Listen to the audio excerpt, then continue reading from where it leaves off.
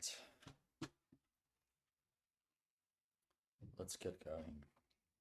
Hopefully the sound is going to be on today. Let's see, I'll use this one, this one, this one. Let's see how it goes today.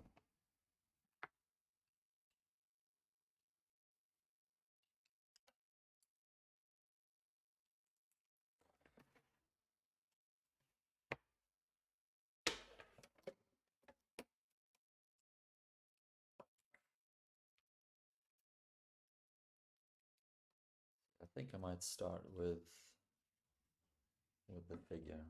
Let's see if, and then move on to the portrait.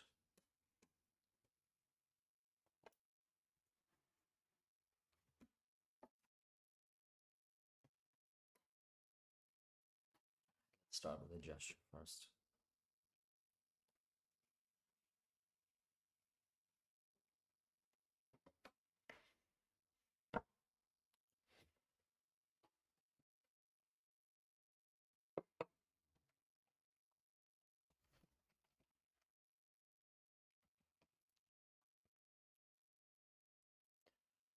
With the gesture, I usually start with the head first because that gives me a sense of scale, and I use the head as a kind of mental measuring unit. Then I put in the shoulder angle and this curvature of the spine. Try and find the bottom of the rib cage.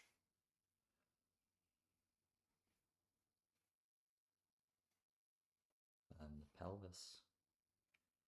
Then I like to draw the weight-bearing limb because that grounds the figure. It gives it kind of a sense of balance so it doesn't feel like it's about to fall off the page.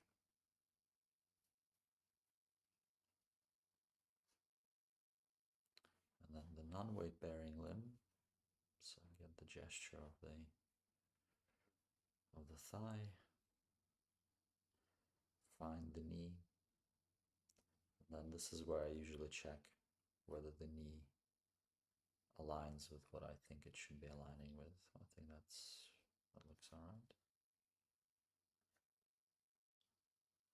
The rest of the leg.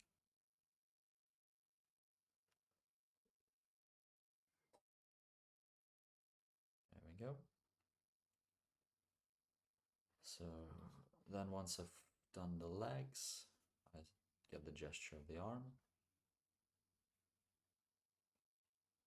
Again, looking at the elbow and see if it matches up with the pelvis. I think the pelvis needs to be a little bit higher for that elbow to come in there.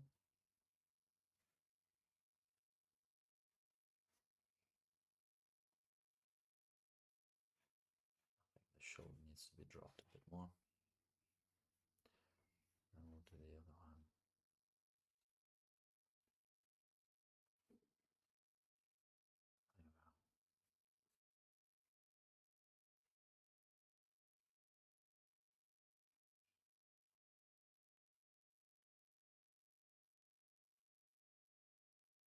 And now finish just blocking in the head a little bit.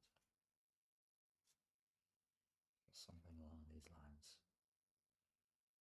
It's always a question of how detailed to make this gesture drawing, knowing that I'm going to be painting over it. So it's hard to tell. I think what I try to do is just make sure that my gesture is correct and that my landmarks are relatively well established.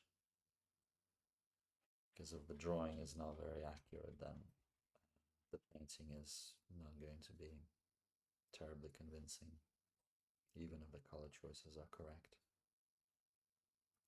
So I'm not sure about this drawing actually, but given that it's my first drawing of the morning, I'll give myself a bit of a break. So let's get into painting.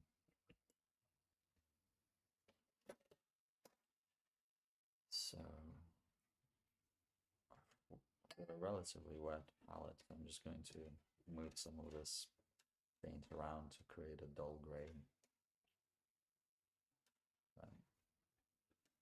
I like to reuse my paints as much as I can. Given that it's a sketch as well, I don't particularly want the paints to be wasted, so I've had these paints on this palette for a long time. So I don't tend to clean my palettes between painting sessions.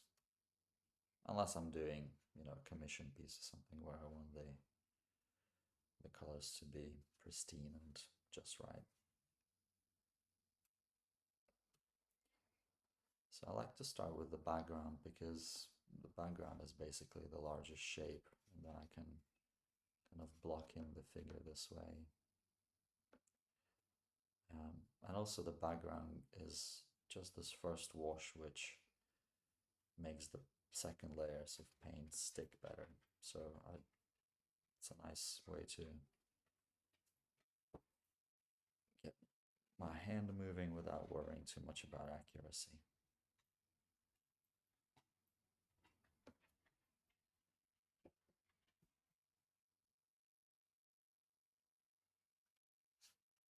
Okay, that's all right.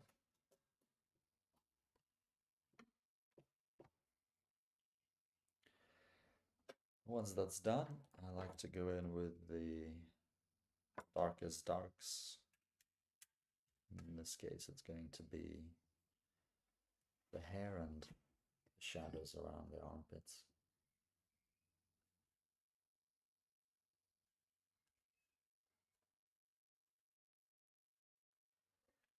Let's see.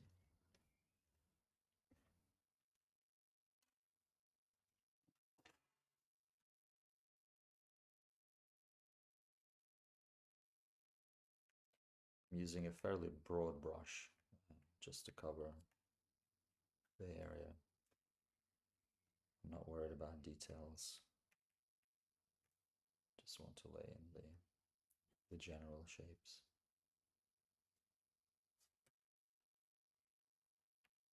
I quite like, I never really painted with a flat brush that often, but I've been recently quite enjoying it. I find that it gives me some freedom about interpreting the shadow shapes and just general painting, I suppose. It creates relatively abstract shapes too, so I quite like that.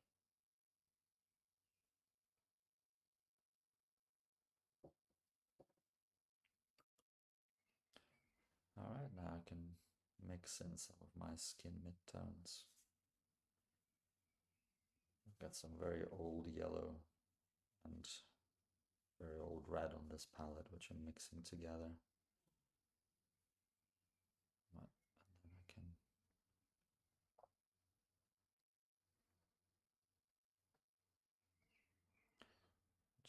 just using this opportunity to cover the page in paint,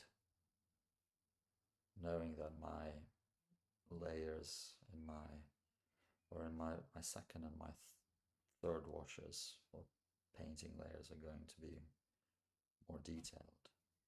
I'm just using this as an opportunity to create this underpainting.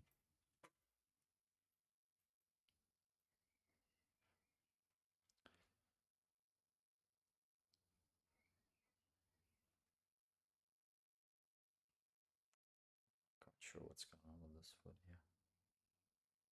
That's probably a little better.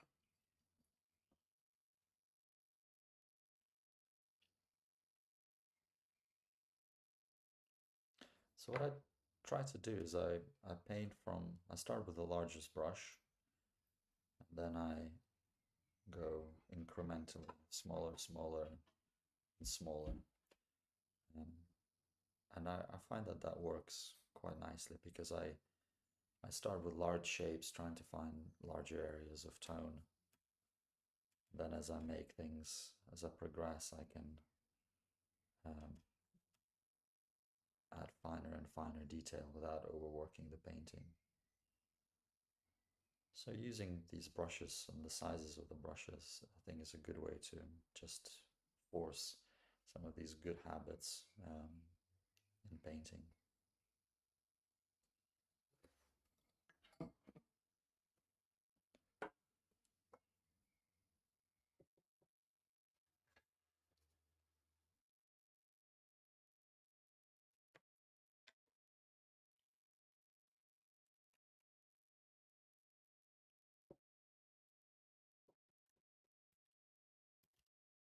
Let's give it a moment to dry.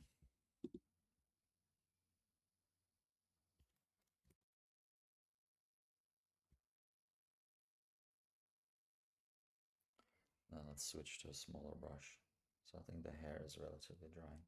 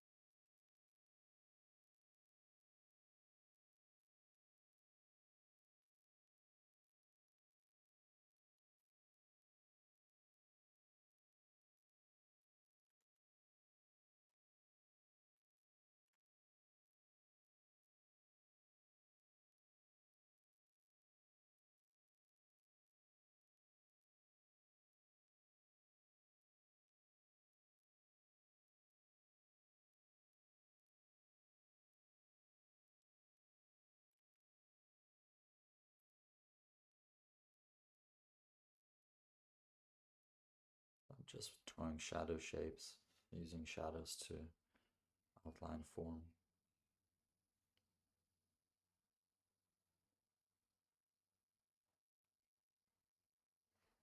Relatively broad strokes. Not focusing too much on detail at this stage.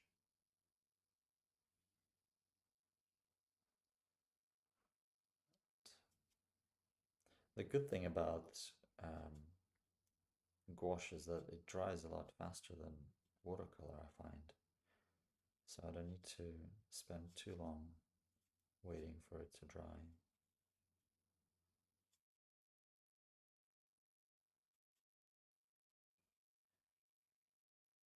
And the other thing is that if I get the tone wrong, I can always go back and paint over it.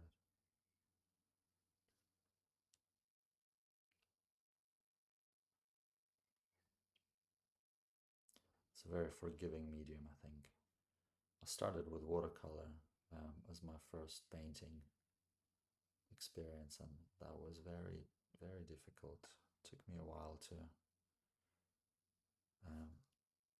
learn how to control it, and I still don't have, I wouldn't say I've learned it enough. But yeah, I wish I started with gouache first. I think it is a much more forgiving medium. You can have a lot more fun with gouache early on.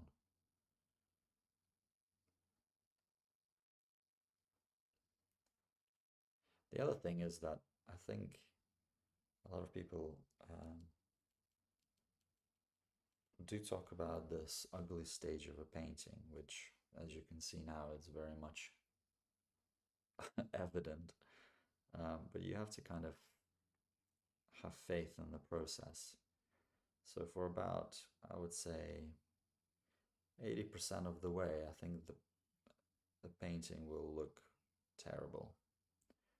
Then as soon as you start moving towards your middle values and your brightest lights and your darkest darks, that's where the, the painting is going to start coming together, and your brain is going to all of a sudden realize that actually this thing you've been working on for the last half an hour is not too bad. Because looking at this, I can think to myself, well, this is a muddy mess. I'm not sure what's what, where this is going, but I have faith that if I keep on looking and observing. If I look at the shadows, if I look at the lights, that there will come a moment when this painting is going to look better.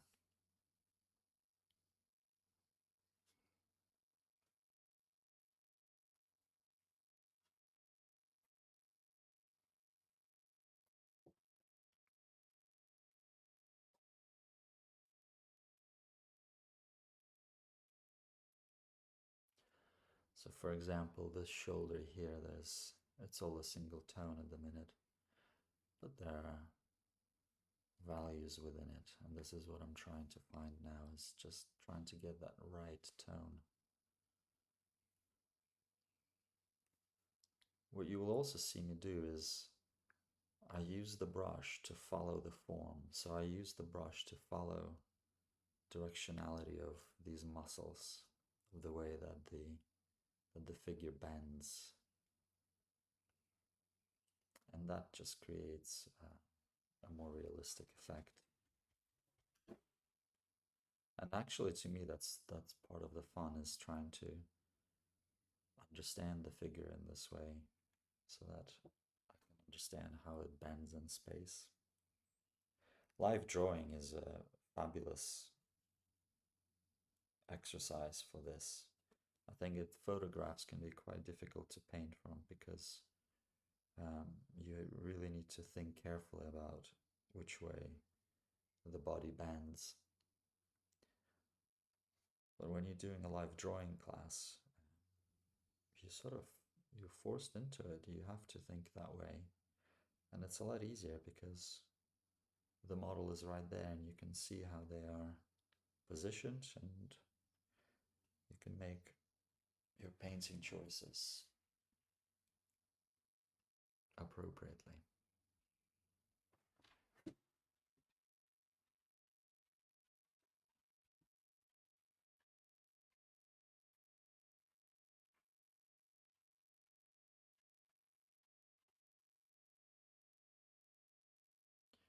Painting the figure is very much like painting a very complicated landscape.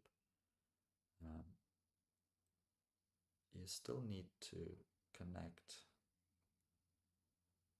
your shapes and connect your shadows.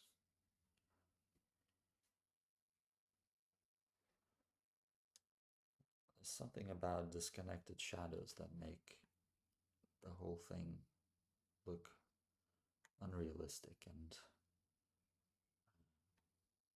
a little bit confusing for the observer.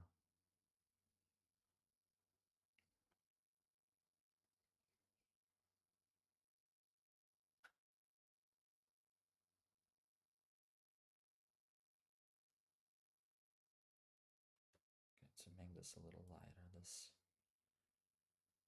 this area here.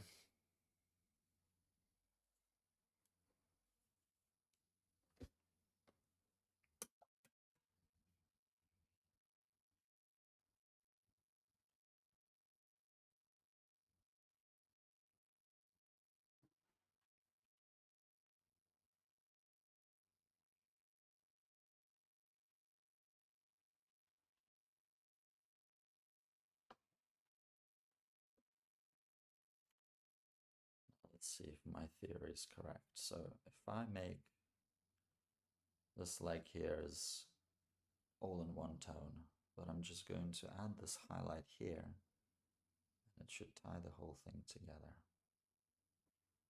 There we go. And we can add another highlight here. That will tie the leg together too.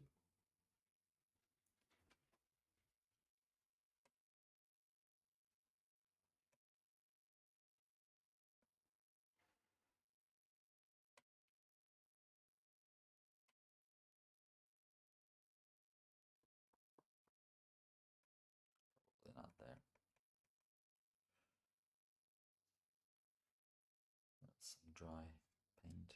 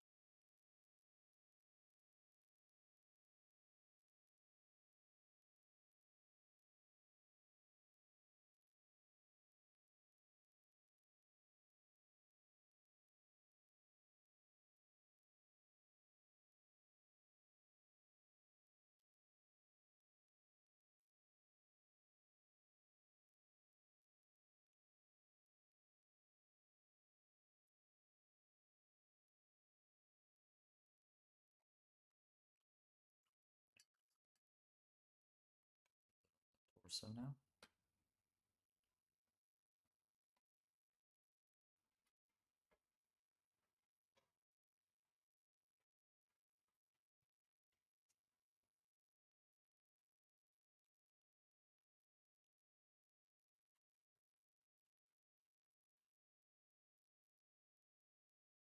Some more interesting shapes into here.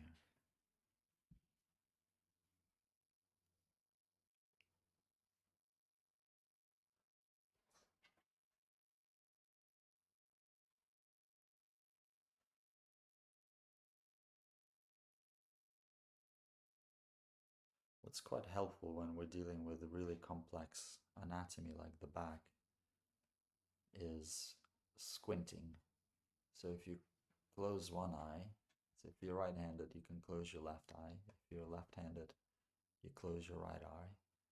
Then you squint the other eye, and that simplifies the shadows. So I can see, if I squint at this, I can see that actually there's a simple shadow shape that goes like this. And like that. And within this shadow shape, we can start making some nuance. So we can make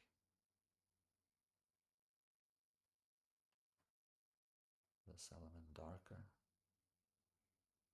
connect it down here. We draw in the spine there. Make this a bit darker here.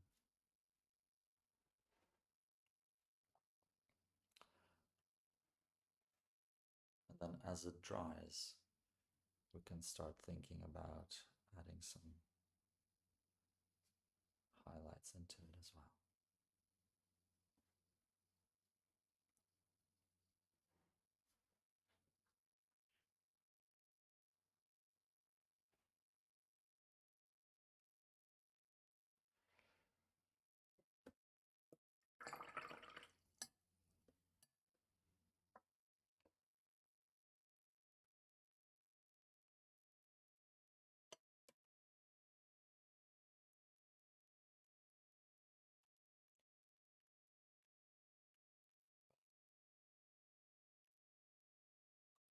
Bold highlight here.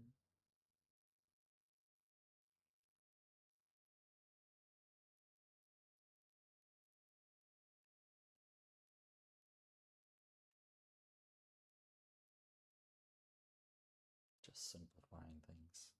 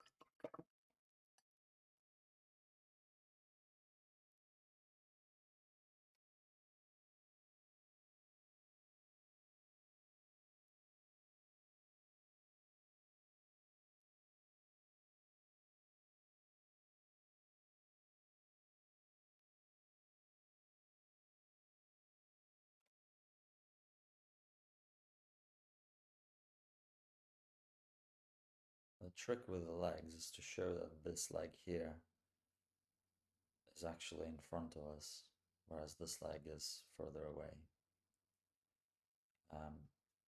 Obviously, when you're painting from life, that will be, you'll be able to see that easier. Generally, the way to do that is by making certain strokes bolder. So things that are closer to us, they're much more saturated. So they have darker values, they have brighter values, whereas things that are further away, they tend to desaturate, get fuzzy, and disappear into the obscurity.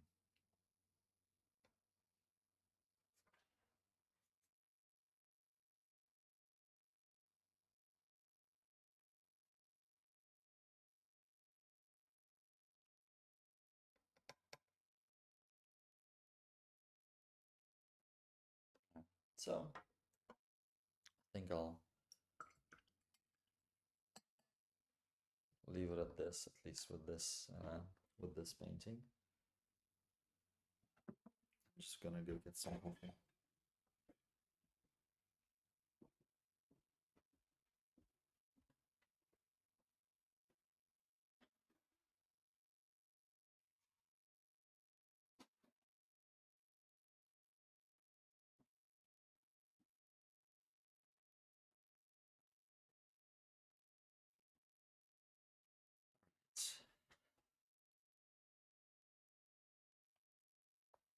I think this painting needs, it's just a little sketch, nothing overly complicated. Just to get the eye moving and thinking about form.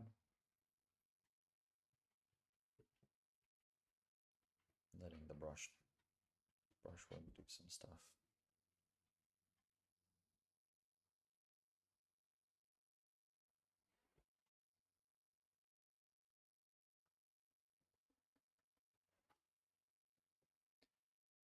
Now that I've got my coffee, I risk rinsing my brush in the coffee. So I need to make sure that's way out of the way.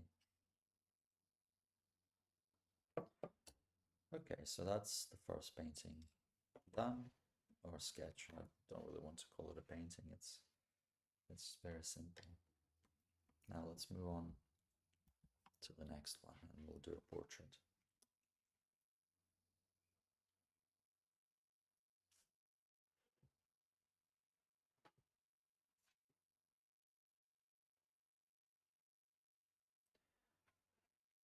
So with portraits,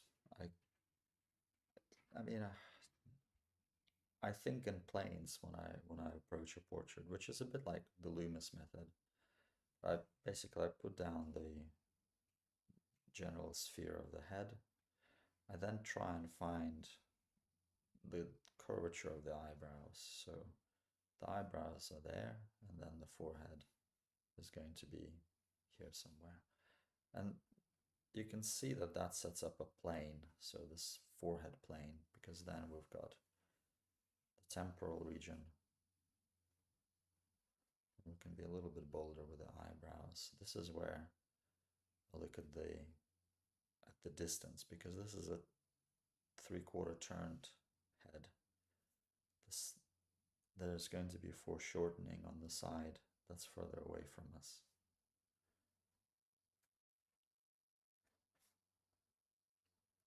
So I need to be very accurate when it comes to observation, because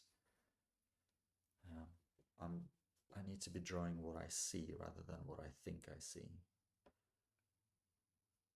So once I put the eyebrows in and I've got the plane of the forehead, I might correct it at some stage.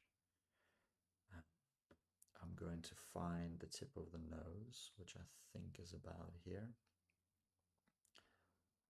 And for the nose, I tend to draw a faint circle, because the tip of the nose is spherical, really. And then I can make the tip of it a little bit more pronounced. And then the nostril. The nostril is really important to me, because I can take the nostril and draw a vertical line up and see what that aligns with. So in this particular portrait, that aligns with the tear duct, which is medial. So that means that's the tear duct there. We'll get the eye, and then we're going to get the eyelid gone off like that. now we need the pupil, and the pupil sort of comes in as a semicircle.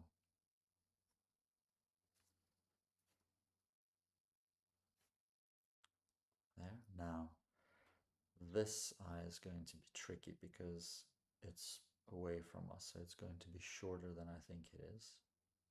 So I need to watch this carefully. There we are. And let's put the eye there as well. Now this is, again, quite important because it's very easy if we misplace the irises. It will look like this person is boss-eyed, and it will not make a nice painting. So we have to make sure that the general position of the eyes on both sides is relatively symmetrical. So once I've put in my eyes, I check my forehead. I don't like this space here. I think this was a bit too big, so I think this forehead needs to come in. The forehead is about the same size as the nose, so that I think that should go there, like so. Now, the opposite cheek is going to be here somewhere. And then I'll put the fulcrum down here. And now the lip. So the lip, the edge of the lip goes to somewhere in the mid to, so if I move the line up, it should line up with the iris there. So I think this is where the edge is going to be. So let's draw the little cupid bow of the lip. And the other side is a little bit shorter. And the actual opening of the mouth there. And then the bottom lip is here.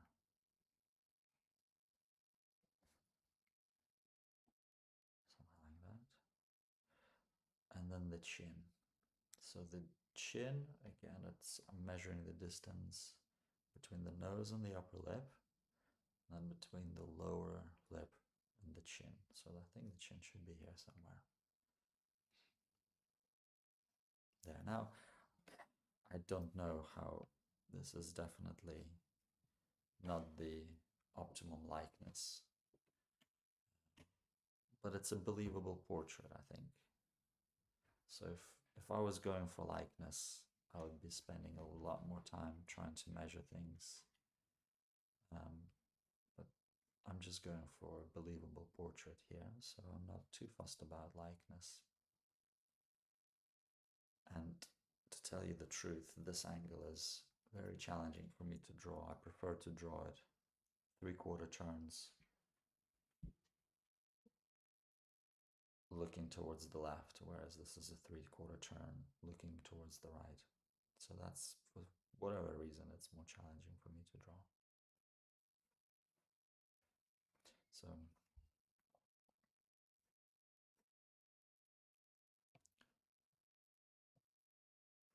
jawline. Portrait really starts to come together when you put in the neck and the shoulders. In fact, I think if you look at, study all the portraits around, you don't really see heads floating around in space. So shoulders are actually a very important part of the portrait, and that's where the portraiture comes together.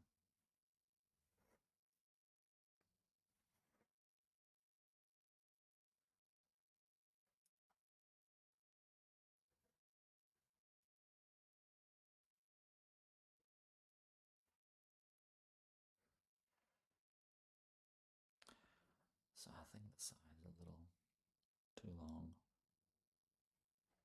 Maybe there. Side lid, eyebrows a bit. Make it shorter. So now let's study the planes. So we've got a plane here. And that's our forehead plane. We have our eye sockets, so they're going to be in shadow. Then we've got the cheekbones and the vertical planes here. We've got our chin. We've got our ear and the kind of the temporal bone here. So I like to put in the planes because it helps me paint better. All right. Okay, so let's go in with some paints now. I think that's reasonable drawing.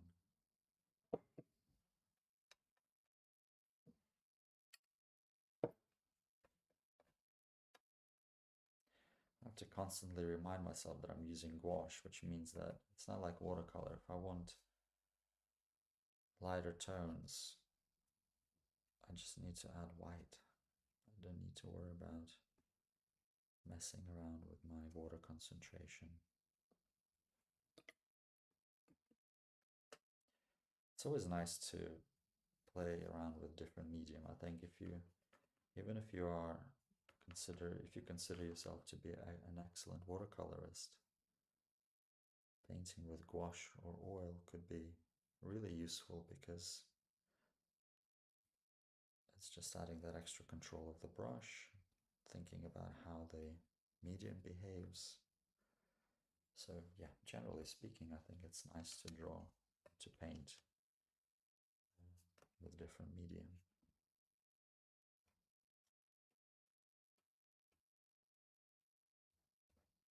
One exercise I like to do is sometimes I'll take an oil painting and then I'll do it in watercolor. Or sometimes I'll take a watercolor and I'll do it in gouache and I paint like oil. I haven't painted with oil as much, to be fair, because something about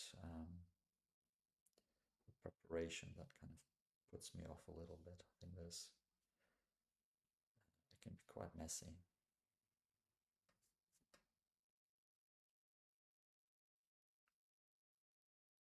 So yeah, I'm just blocking in large areas.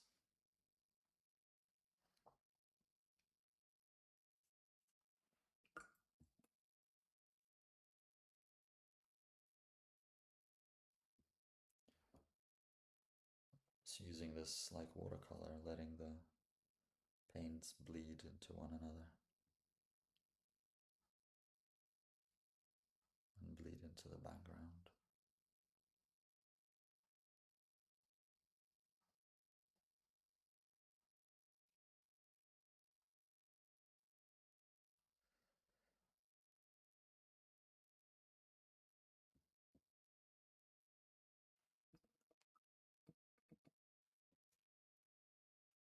There we go. So I'll let that dry for a bit.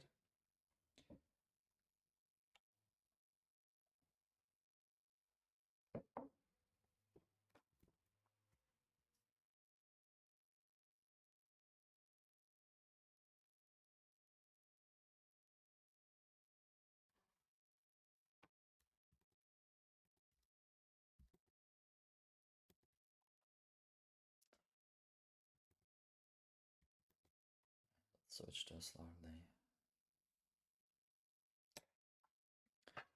I'm going to squeeze some more fresh paint because I'm all out of this one. I'll definitely need some black. And I've got enough of everything else, I think.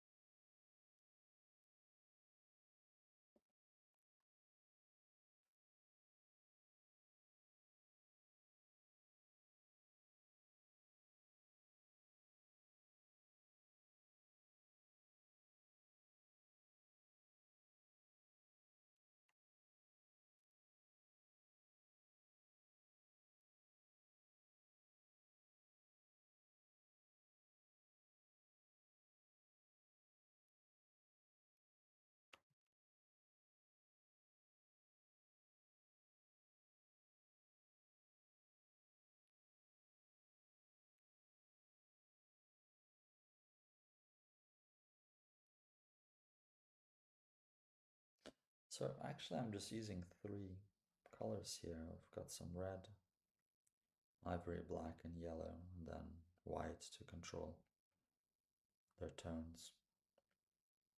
I've lost my tube of blue somewhere, so that's the last bit of blue I've got until I find some.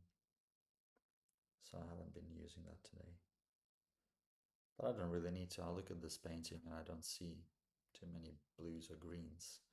It's mostly flash colors and black. I find flash colors are quite tough to mix to get just the right temperature, right, just the right texture.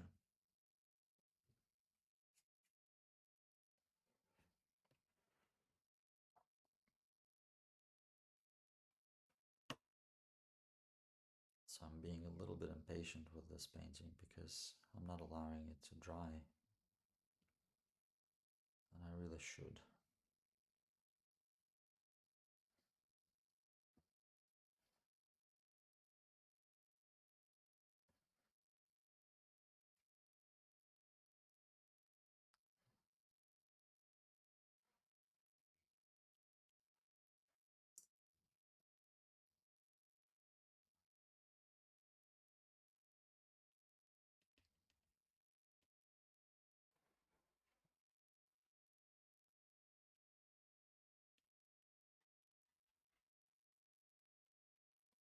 One thing that makes this sort of painting a little easier is that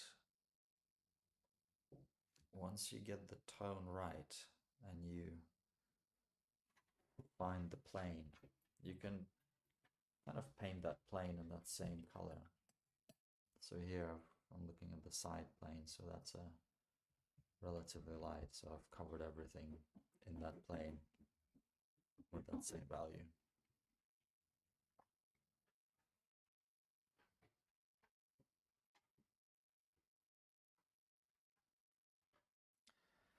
Right, I need this to dry. Also, I think my camera is making things look a little bit distorted. Let's see if that helps. Maybe, I don't know.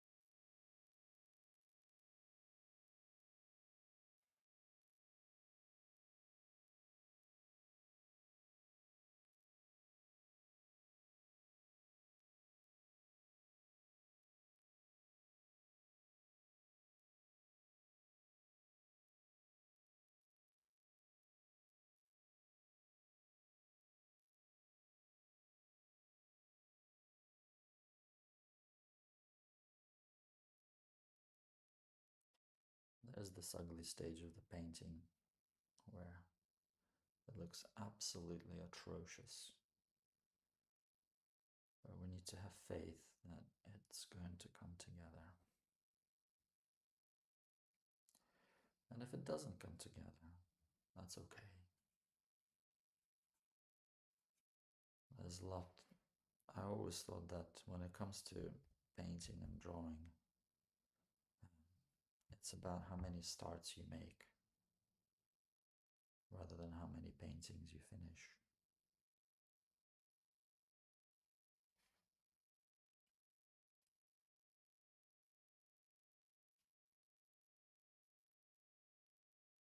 I will obviously make this eye look better. This is just the first pass. Otherwise she looks like she's committed a crime and she knows about it.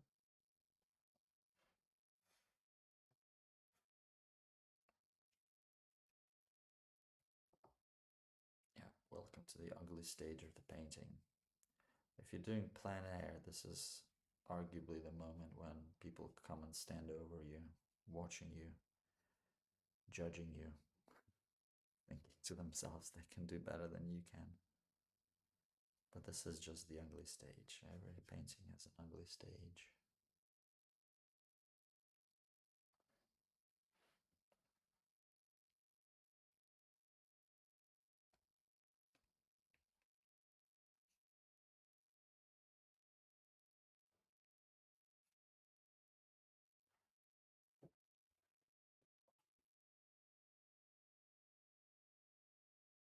It's a bit too watery, my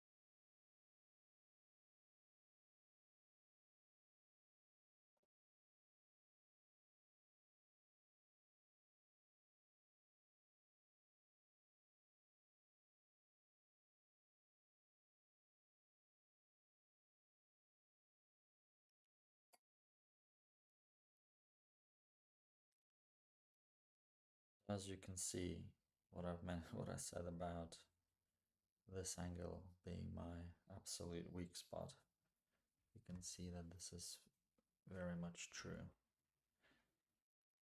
because sadly this didn't work very well, this portrait, but that's okay.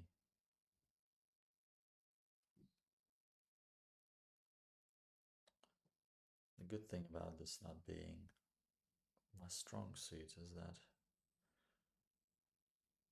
I learned quite a lot from painting it.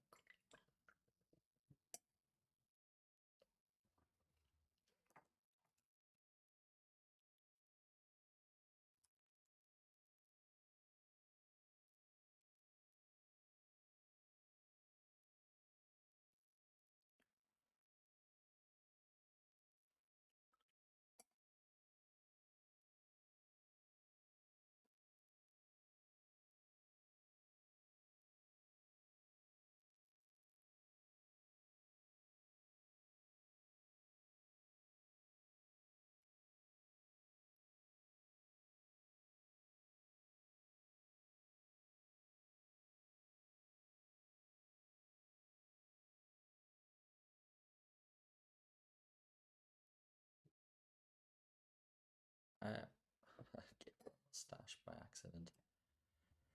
No.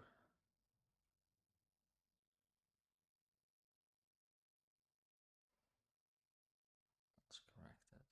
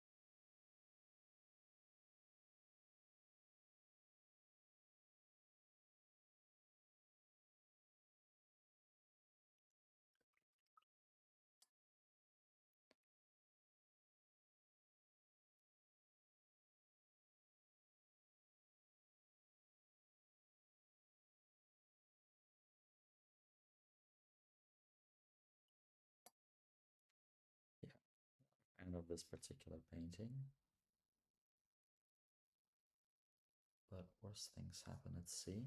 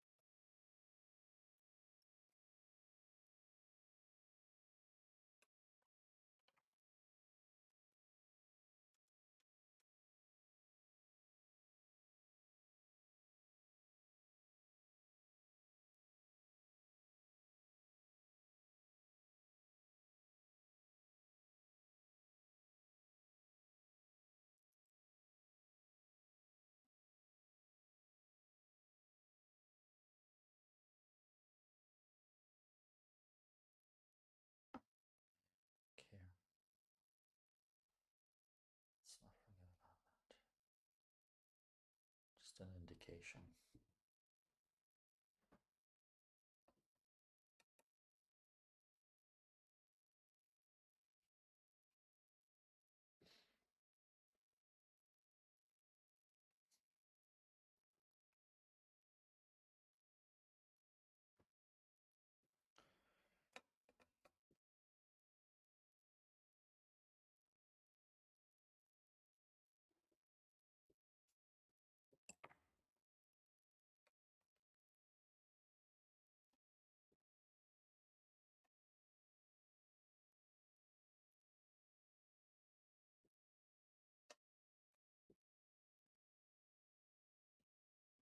Just defining the edges because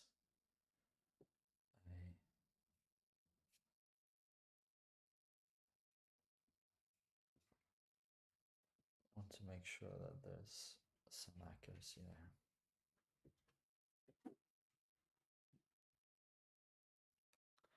there. Okay, I think I'll leave it at that for today.